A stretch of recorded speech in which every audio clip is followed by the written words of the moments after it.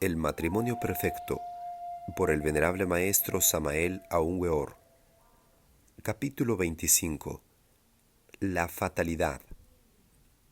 Cuando llegó la Edad Negra, se cerraron los colegios iniciáticos. Esa fue la fatalidad. Desde entonces, las grandes logias negras que nacieron entre las tinieblas arcaicas de los antiguos tiempos se hicieron de hecho más activas. El límite de la luz son las tinieblas. Junto a todo templo de luz existe otro de tinieblas, y donde la luz brilla más claro, las tinieblas se hacen más espesas. Los colegios iniciáticos de Egipto, Grecia, India, China, México, Yucatán, Perú, Troya, Roma, Cartago, Caldea, etcétera, etcétera, tuvieron sus antípodas peligrosas, sus fatales antítesis, escuelas tenebrosas de magia negra, sombras fatales de la luz. Esas escuelas de magia negra constituyen la sombra de los colegios iniciáticos. Cuando se cerraron dichos colegios, esas escuelas fatales se hicieron activísimas. No es extraño hallar entre esos antros de la logia negra términos, ciencias y rituales semejantes a aquellos que se usaron en los colegios iniciáticos. Esto confunde a los devotos de la senda. Por naturaleza el devoto es amante de lo raro, de lo exótico, de lo lejano, de lo imposible, y cuando encuentra un mago negro de este tipo, hablando de los misterios egipcios, mayas, aztecas, incas, griegos, caldeos, persas, etcétera, etcétera, cree entonces ingenuamente haber cogido a Dios por las barbas y se entrega en manos del mago negro creyéndole blanco. Esta clase de magos de las tinieblas abundan donde quiera que existieron colegios iniciáticos. Ellos son la antítesis de esos colegios y hablan como maestros, presumiendo siempre de iniciados de dichos colegios. Nunca dicen nada que pueda despertar sospechas. Se muestran bondadosos y humildes, defienden el bien y la verdad, asumen poses tremendamente místicas, etc. En semejantes condiciones, es claro que el devoto ingenuo e inexperto abandona la senda del filo de la navaja y se entrega de lleno en manos de esos lobos vestidos con piel de oveja. Esa es la fatalidad. Esas escuelas de magia negra abundan por todas partes. Recordemos a la secta disidente de los mayas. Sus adeptos fueron expulsados de la logia blanca maya. Son magos negros. Dicha escuela se halla establecida entre Yucatán y Guatemala. Actualmente esta escuela de magia negra maya tiene agentes activos en México y Guatemala. Empero, ¿quién se atrevería a dudar de esos tenebrosos que se dicen príncipes mayas y grandes sacerdotes? Esos señores todavía hablan con mucha reverencia de Teotl, Dios supremo, creador y mantenedor del mundo.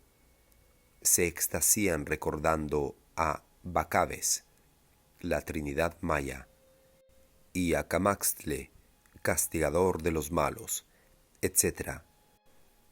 Resulta en estas circunstancias muy difícil descubrir a semejantes tenebrosos.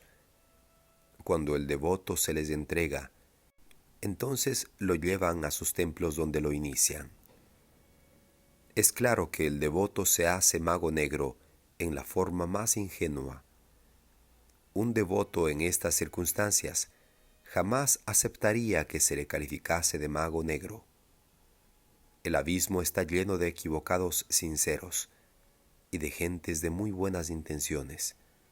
Así, tanto a orillas del Nilo como en la tierra sagrada de los Vedas, aparecen muchos tenebrosos de este tipo.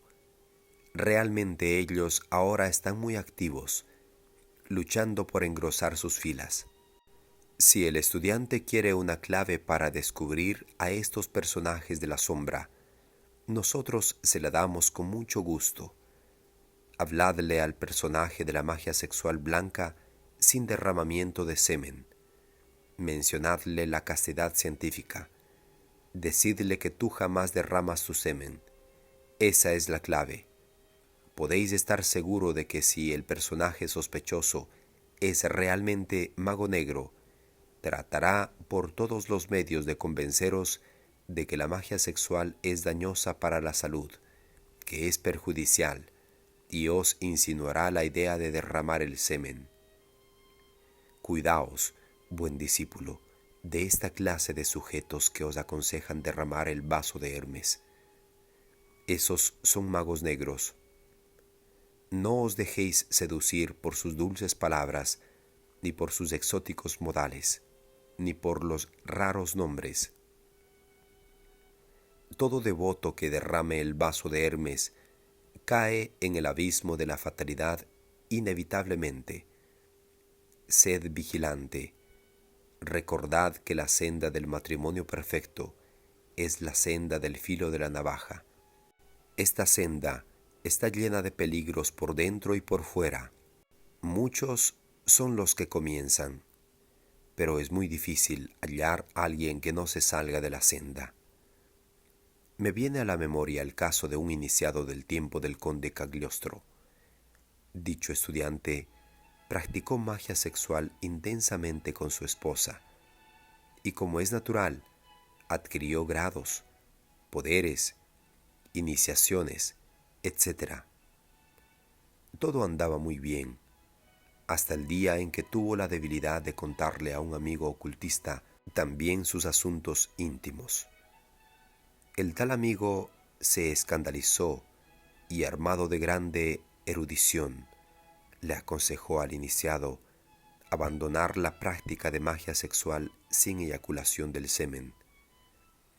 Las enseñanzas del equivocado amigo extraviaron al iniciado. Desde entonces, éste se dedicó a practicar magia sexual derramando el vaso de Hermes. El resultado fue desastroso. El kundalini del iniciado descendió hasta el centro magnético del coxis. Se perdieron grados y poderes, espada y capa, túnicas y mandos sagrados. Esto fue un verdadero desastre. Esta fue la fatalidad. Es bueno saber que a los magos negros les encanta fortificar la mente. Aseguran estos que solo por la mente se puede el hombre parecer a Dios. Los magos de las tinieblas odian mortalmente la castidad. Se encuentran por millones los devotos de la senda que abandonan el camino del matrimonio perfecto para hacerse discípulos de la logia negra. Sucede que a los devotos del ocultismo les atrae lo raro, lo novedoso y misterioso, y cuando encuentran a un mago de estos raros, inmediatamente se entregan en sus manos como cualquier vulgar prostituta de la mente. Esa es la fatalidad. Quien quiera nacer como ángel cósmico, quien quiera de veras convertirse en un ángel con poderes sobre el fuego, el aire, las aguas y la tierra, quien quiera convertirse en un dios, tiene de hecho que no dejarse atrapar de todas esas peligrosas tentaciones. Es muy difícil hallar personas que sean tan firmes y constantes como para no abandonar jamás la senda del matrimonio perfecto. El ser humano es demasiado débil. Esa es la fatalidad. Entre comillas, muchos son los llamados y pocos los escogidos. Con que logremos que unos pocos seres se eleven al estado angélico, nos damos por satisfechos. El amor, único camino de salvación. Los enemigos del amor se llaman fornicarios. Estos confunden al amor con el deseo. Todo mago que enseñe la eyaculación del semen es mago negro, Toda persona que derrame el licor seminal es fornicaria. Es imposible llegar a la autorrealización íntima mientras no se mate el deseo animal. Aquellos que derraman el vaso de Hermes son incapaces de amar. El amor y el deseo son incompatibles. Quien derrama el vaso de Hermes es víctima del deseo animal. El amor es incompatible con el deseo y la fornicación. El sufismo. Lo más inefable del misticismo mahometano es el sufismo persa. Este tiene el mérito de luchar contra el materialismo y el fanatismo, así como contra la interpretación a la letra muerta del Corán. Los sufís interpretan el Corán desde el punto de vista esotérico, así como nosotros los gnósticos interpretamos el Nuevo Testamento. Lo que más desconcierta a los occidentales es la extraña y misteriosa mezcla de lo erótico con lo místico en la religiosidad oriental y en la mística sufí. La teología cristiana ha considerado la carne como hostil al espíritu, pero en la religión musulmana, la carne y el espíritu son dos substancias de una misma energía. Son substancias que se deben ayudar mutuamente. Esto solo lo entienden los que practican magia sexual positiva. En Oriente, la religión, la ciencia, el arte y la filosofía son enseñadas con lenguaje erótico y exquisitamente sexual. Mahoma se enamoró de Dios, entre comillas, dicen los místicos árabes. Entre comillas, escoge para ti nueva esposa cada primavera del año nuevo, porque el calendario del último año no es bueno, cierra comillas, dice un poeta y filósofo persa. Quienes hayan estudiado cuidadosamente el Cantar de los Cantares del sabio Salomón, encontrarán esa delicada mezcla de lo místico con lo erótico que tanto escandaliza a los infrasexuales. La religión verdadera no puede renunciar a lo erótico porque sería su muerte. Muchos mitos y leyendas antiguas se fundamentan en lo erótico. El amor y la muerte constituyen de hecho la base de toda auténtica religión. Los sufís, poetas persas, escribieron sobre el amor de Dios en expresiones aplicables sobre hermosas mujeres. Esto escandaliza a los fanáticos del infrasexo. La idea del sufismo es la unión amorosa del alma con Dios. Realmente nada puede explicar mejor la unión amorosa del alma con Dios como la unión sexual deliciosa del hombre y la mujer. Esa es la brillante idea del sufismo. Si se quiere hablar de la unión de Dios y del alma, debemos hacerlo en el lenguaje erótico del amor y del sexo. Solo así podemos decir lo que tenemos que decir. El lenguaje simbólico de los sufís tiene expresiones maravillosas. Sueño, entre ellos, significa meditación. Realmente, la meditación sin sueño daña la mente. Todo esto lo sabe el verdadero iniciado. Hay que combinar el sueño con la meditación. Esto lo saben los sufís. La palabra perfume simboliza esperanza del divino favor. Besos y abrazos significan entre ellos embeleso en la piedad. Vino quiere decir conocimiento espiritual, etcétera, etcétera. Los poetas sufís cantaban al amor, a las mujeres, a las rosas y al vino, y sin embargo muchos de ellos vivían vida de ermitaños. Los 7 estados místicos descritos por los sufís son algo extraordinario. Existen ciertas sustancias químicas muy relacionadas con los estados místicos, el óxido nitroso y el éter. especialmente el óxido nitroso. Cuando se disuelve suficientemente con aire, estimula la conciencia mística en grado extraordinario. Tenemos que reconocer que la humanidad actual es subconsciente. Gente así es incapaz de conocer las dimensiones superiores del espacio. Es urgente despertar la conciencia, y esto solo es posible durante el éxtasis. Si analizamos con lógica dialéctica el éxtasis, descubrimos que este es sexual. Las mismas energías sexuales que se expresan en el goce erótico, cuando se transmutan y subliman, despiertan la conciencia y producen entonces el éxtasis. La fatalidad es perder el éxtasis, caer en la subconsciencia nuevamente. Esto sucede cuando derramamos el vaso de Hermes. Un gran maestro dijo, entre comillas, en el impulso sexual, el hombre se coloca en la relación más personal con la naturaleza.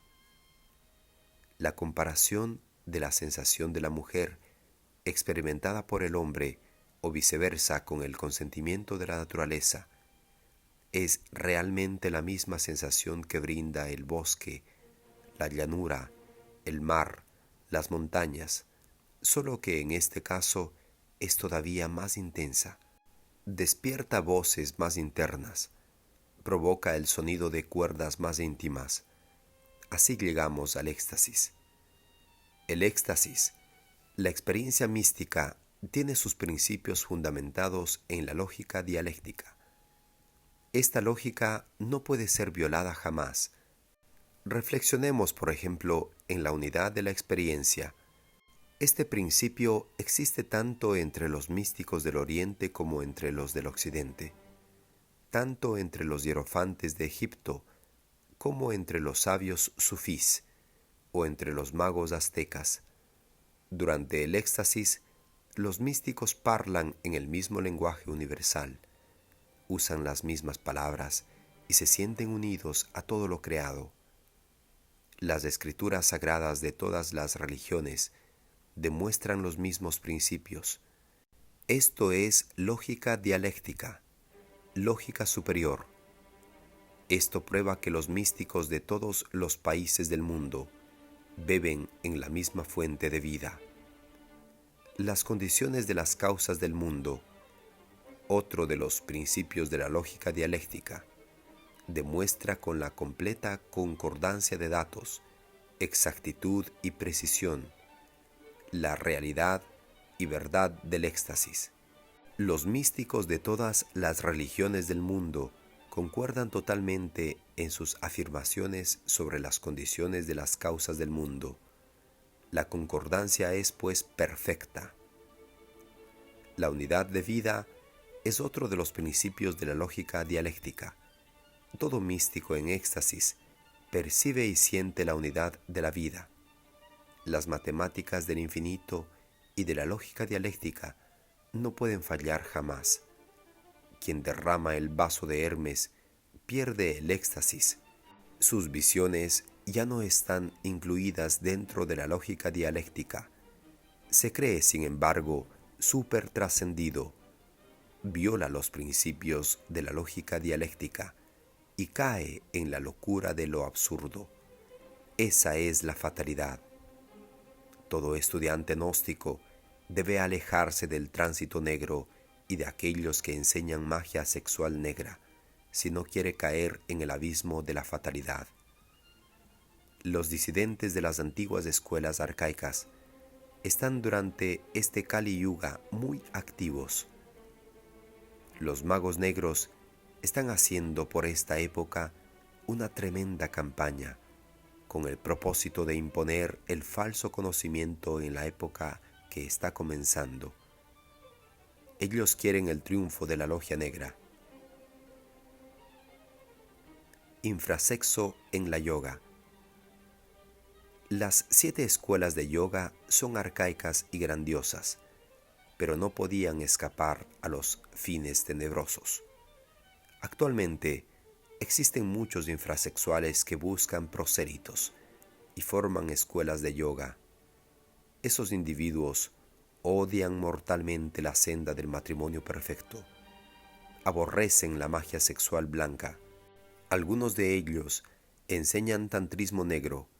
Esa es la fatalidad. La verdadera yoga se basa en la magia sexual blanca. Yoga sin magia sexual es doctrina infrasexual, propia para infrasexuales. En el Kama Kalpa y en el budismo tántrico se encuentran los legítimos fundamentos de la yoga. El Ahamsara y el Maituna son de hecho las bases de una verdadera yoga. Ahamsara, entre paréntesis, disolución del yo. Maituna, entre paréntesis, magia sexual. Ahí está la verdadera síntesis de la yoga. Quienes se han internado en un monasterio de budismo zen saben muy bien que el Maituna y la disolución del ego reencarnante constituyen los fundamentos del autoyogi Babaji. Este no fue célibe. Quienes creen que Mataji es su hermana carnal están equivocados. Mataji es su esposa sacerdotisa. Con ella se autorrealizó íntimamente. El budismo indio, como el budismo zen y chan, son tántricos. Sin tantrismo blanco, la yoga resulta un fracaso. Esa es la fatalidad. El budismo chino y el japonés son completamente tántricos. No hay duda de que el budismo chan y zen marchan realmente por el camino de la autorrealización íntima. La yoga sexual es grandiosa en el Tíbet secreto. Los grandes maestros del Tíbet practican magia sexual.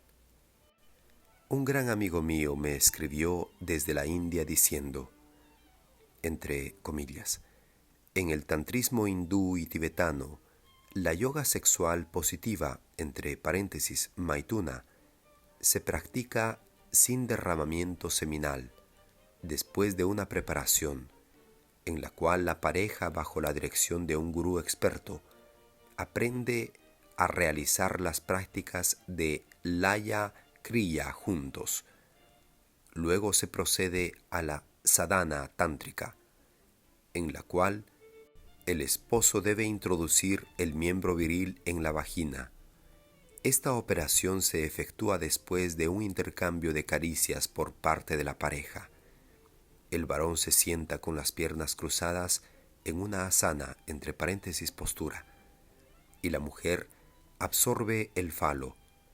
La pareja permanece en connubio por un largo tiempo sin moverse, tratando de que el ego y la conciencia analítica no intervengan, dejando que la naturaleza actúe sin interferencia.